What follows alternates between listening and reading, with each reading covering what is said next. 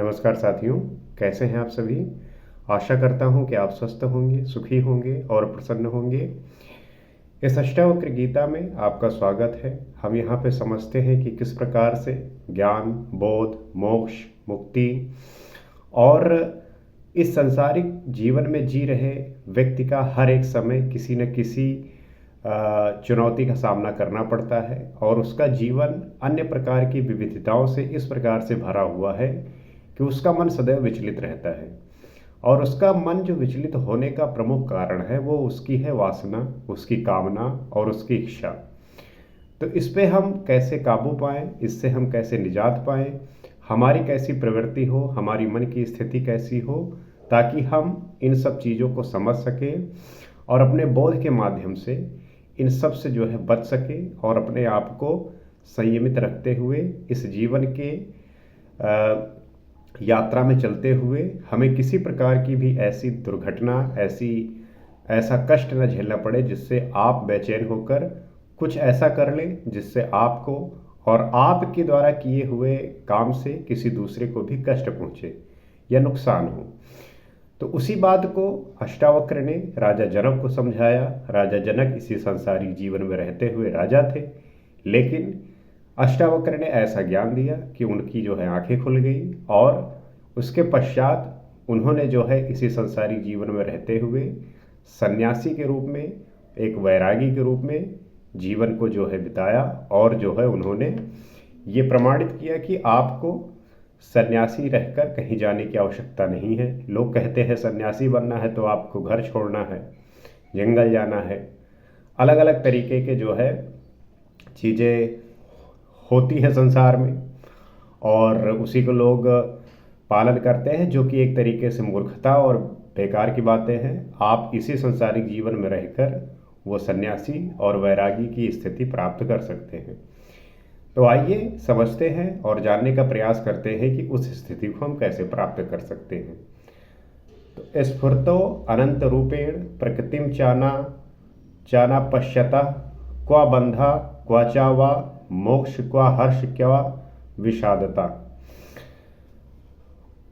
अनंत रूपों में स्फुरित प्रकृति को न देखने वाले ज्ञानी हेतु कहाँ बंधन है, कहाँ मुक्ति है, कहाँ प्रसन्नता है और कहाँ शोक है, उसके लिए ये कुछ भी नहीं होते। तात्पर्य क्या है कि शुद्ध स्फुरण की बात का प्रतिपादन अब तक महर्षि ने किया, परंतु वह व्यक्तिगत स्तर पर था। शुद्ध स्फुरण की बात अर्थात एक जब कोई व्यक्ति आत्मज्ञानी होता है, आत्मबोधित होता है, बातों को जानने लगता है, समझने लगता है, तब उसका जो शुद्ध अंतःकरण होता है उस पे वो चलते हुए अपने व्यवहार में उसका जो स्वभाव है वो परिलक्षित होता है, वो दिखता है।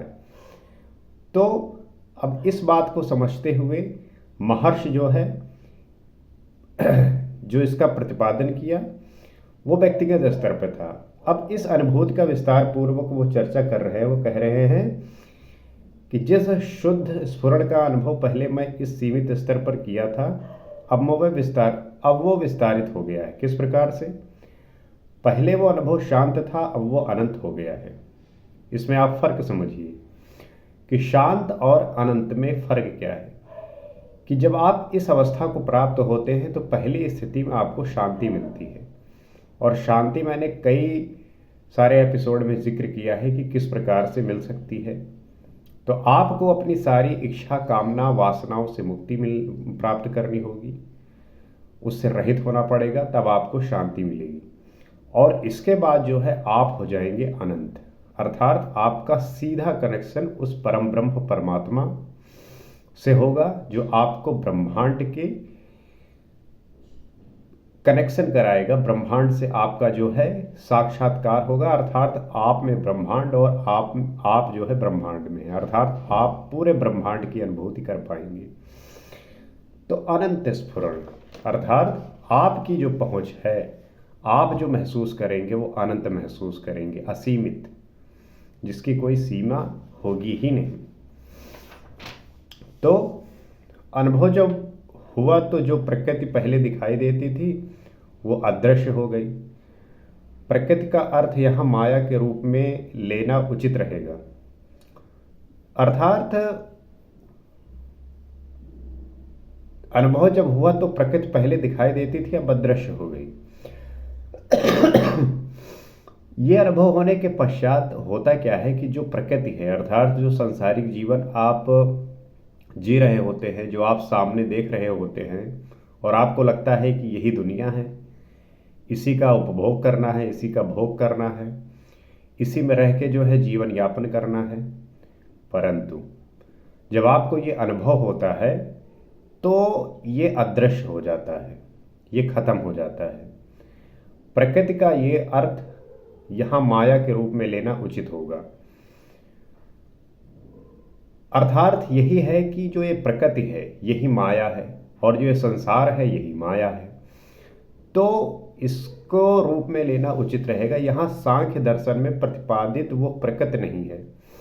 अर्थात सांख्य दर्शन में जो प्रतिपादित ये प्रकृति नहीं है, जो अनादि है तथा अनंत भी है। आपने दर्शन के बारे में सुना होगा, उसमें से सांख्य जो दर्शन है उसमें जो प्रकृति का प्रतिपादित किया गया है और प्रकृति का किस तरीके से नहीं जिक्र किया गया है, और जो अनादि है और अनंत है उसका हमें दृश्य पाना है। अर्थात जो व्यक्ति तत्वज्ञानी होता है, आत्मदर्शी होता है, वो सदैव उस अनंत को, उस अनादि को महसूस करता है, वो वही हो जाता है। तो दृश्य प्रकृति का प्रतिफल है। जो आप देख रहे हैं, जो आप सामने प्रकट रहता है, जो आप समझते हो संसारी जीवन को कि यही सब कुछ है, तो जो दृश्य है वही प्रकृति का जो है फल होता है। प्रकृति का यही फल है कि जो दिख रहा है वही आप उसे संपूर्ण समझते हैं। और दृश्य भाव के समाप्त होने की बात कही। अब वे कहते हैं कि उसका मूल कारण भी नहीं दिखलाई पड़ती। तात्पर्य यही है कि जब शांत होते हैं तब आप ये संसारिक जीवन को देख तो पाते हैं, परंतु जब अनंत को महसूस होते हैं, जब अनंत की अनुभूति होती है, तो ये प्रकृति जो है इसका जो दृश्य भाव है वो समाप्त हो जाता है, और आप जो है उसका जो मूल कारण है वो भी नहीं दिखलाई पड़ती। अर्थात आप जो है उस अनंत में विलीन हो गए, उस चेतना में विलीन हो गए, उस ब्रह्म में विलीन हो गए। तो ये स्थिति होती है आपके आत्मज्ञानी होने की, आपके बोधित होने की। प्रकृति का अर्थ यहाँ स्वभाव भी समझा जा सकता है। जाहिर सी बात है कि अगर आप संसारिक हैं, आप संसार में जी रहे हैं, तो इसका सीधा सा मतलब है कि आप प्रकृति से जुड़े हुए हैं, और यहाँ पे वो प्रकृति से मतलब है कि आपका स्वभाव से जुड़े हुए हैं। अर्थात अगर आप कुछ खा रहे हैं तो टेस्ट महसूस कर रहे हैं, तो आप प्रकृति से जुड़े हुए हैं, क्योंकि प्रकृति से ही आपको टेस्ट मिल सकता है, स्वाद मिल सकता है। आप देख रहे हैं तो प्रकृति को ही देख रहे हैं। तो जो भी घटना हो रही है वो आपके शरीर, इंद्रिय और मन के जो है स्वभाव है, इस वजह से आपको वो दिख रहे हैं। तो प्रकृति का अर्थ यहाँ पे स्वभाव भी समझा जा सकता है। जिसे स्वभाव माना था अब वो नहीं दिखाई देता। तो ये प्राप्त होने के पश्चात आपका जो स्वभाव था प्रकृति को देखने का, ये जो है दिखाई ही नहीं देता, समाप्त हो जाता है। तब ना बंधन रहता है, ना मोक्ष, ना प्रसन्नता रहती है, और ना ही दुख का भाव रहता है। उसके पश्चात आपके साथ होता क्या है कि ना ही किसी प्रकार का बंधन रहता है, ना ही मोक्ष रहता है, और ना ही प्रसन्नता, और ना ही दुख का भाव। इसी स्थिति की मैं बात करता हूँ कि हर एक व्यक्ति को अगर जीवन में सदैव शाश्वत सुख प्राप्त करना है तो आपको इस स्थिति में आना ही पड़ेगा। This is the only way that you can get permanent Anand, permanent happiness. इसके सिवा और कोई रास्ता है ही नहीं। आप सोचो कि मैं ये कर लूँ तब मुझे आनंद मिल जाएगा, या कुछ और कर लूँ उससे मुझे प्राप्ति हो जाएगी, तो ये बड़े सुख क्षणिक होते हैं। और थोड़े ही देर बाद जो है इसकी जो है जो आपको सुख ये दे रहा है समाप्त हो जाता है, और उसके बदले वो आपको और दुख दे के चला जाता है। जैसे लोग करते क्या है कि बहुत परेशान हो गए किसी काम की वजह से, तो आज के समय में तो बड़ा ये नॉर्मल हो गया है कि नशा वगैरह करना। आप सिगरेट पीते हैं, शराब पीते हैं, अलग अलग तरीके के नशे करते हैं। तो उसमें होता क्या है कि आपका जो है, आपने वो सिगरेट पिया, शराब पिया या जो भी नशे किए, उससे आपका जो है मन शांत हुआ, विचार बंद हुए, आपको आनंद आने लगा। लेकिन कुछ ही घंटे या कुछ मिनटों के बाद जो है वो आपका जो नशा है, जो विचार बंद हुए थे, मन शांत हुआ था, वो फिर उतर जाता है। आप फिर वही महसूस करने लगते हैं। तो ये स्थिति जो है बनी रहती है, और आप जो है उस स्थिति को पाने के लिए निरंतर वही प्रयास करते हैं। अब देखिए, जिसको सिगरेट पीने की लत है वो किस लिए है? क्योंकि जिस समय वो पीता है उस समय वो जो मन की स्थिति है वो भूल जाता है, वो एकदम विचार शून्य हो जाता है, तो उसे मज़ा आने लगता है। और जैसे ही उसका जो है नशा खत्म हुआ, वो फिर अपनी पुरानी स्थिति में, तो फिर से वही दुखी, बेचैनी, परेशानी। इसलिए लोग जो है नशा करते हैं। उसमें कुछ नहीं है। होता क्या है कि बस आपके विचार शून्य हो जाते हैं, और विचार शून्य हुए, मन शांत हुआ, आपको मजा आने लगता है। लेकिन मैं जो बात कर रहा हूं उसमें आपका मन सदैव के लिए ही शांत हो जाएगा। अब आप कल्पना करिए कि जिस क्षणिक सुख के लिए आप इतना जो है चीज़ें करते हैं उसके लिए, और कुछ ही पल के सुख के लिए आप क्या क्या नहीं कर जाते, और वो थोड़ी देर में ख़त्म हो जाता है। आप इमेजिन करिए कि वैसा ही आनंद आपको 24 घंटे बना रहे। क्योंकि इस स्थिति को प्राप्त करना बड़ा मुश्किल होता है, इसलिए लोग जो है इस रास्ते पे आना नहीं चाहते, कठिन मानते हैं। क्योंकि ध्यान करना, साधना करना, ये एक बहुत होश का कार्य है, और व्यक्ति होश रहना नहीं चाहते, वह बेहोश बने रहना चाहते हैं। तो जब बेहोशी से निकलोगे, होश की स्थिति में आओगे और साधना के स्तर पर आओगे, तब आपके जीवन में ये प्रकाश फूटेगा और आपको ऐसी अनुभूति सदैव रहेगी।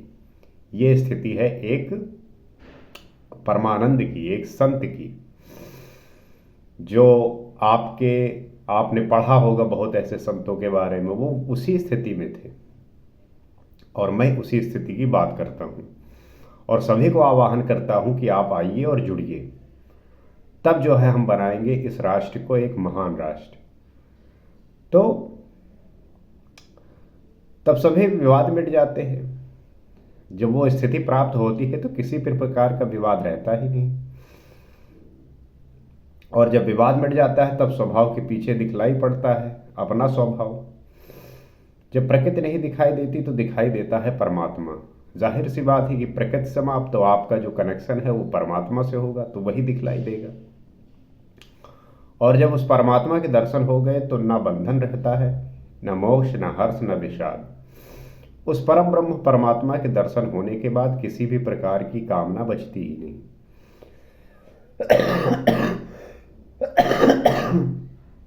न किसी प्रकार का बंधन, न मोक्ष, न हर्ष और न ही विषाद। तब तो कण कण में उसी परमात्मा के दर्शन होते हैं, अर्थात अद्वैत का भाव, कि हर एक जगह वही परमात्मा आपको नजर आता है, चारों तरफ वही दिखाई देता है, आनंद आनंद परमानंद। जिधर देखोगे आप, उधर ही वही परम ब्रह्म परमात्मा के दर्शन होंगे। आप उसे ही महसूस कर पाएंगे, आप उसी की अनुभूति कर पाएंगे। So this is the called real happiness.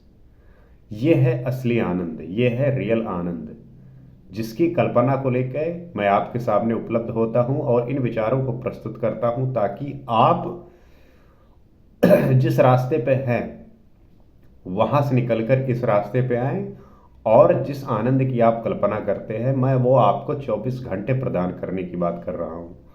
सदैव उसी आनंद में आप स्थिर रहेंगे।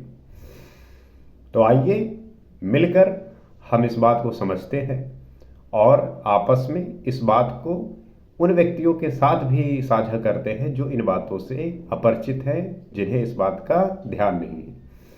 और हमारे और आपकी इस प्रकार के विचार से, वार्तालाप से, संवाद से मैं ये आशा कर सकता हूँ कि आप भी अपने विचारों में एक दृढ़ता, एक मजबूती, एक होश का भाव ला रहे होंगे, और इन चीज़ों का समझकर अपने कार्यों में उतार रहे होंगे। क्योंकि इसी के माध्यम से हम अपने को बदल सकते हैं, अपने को जान सकते हैं और एक सांसारिक जीवन से रहित होकर हम उस परम ब्रह्म परमात्मा को महसूस कर सकते हैं, जान सकते हैं। अगले एपिसोड में हम और कुछ बात करेंगे और कुछ जानने का प्रयास करेंगे। आज के लिए इतना ही। नमस्कार।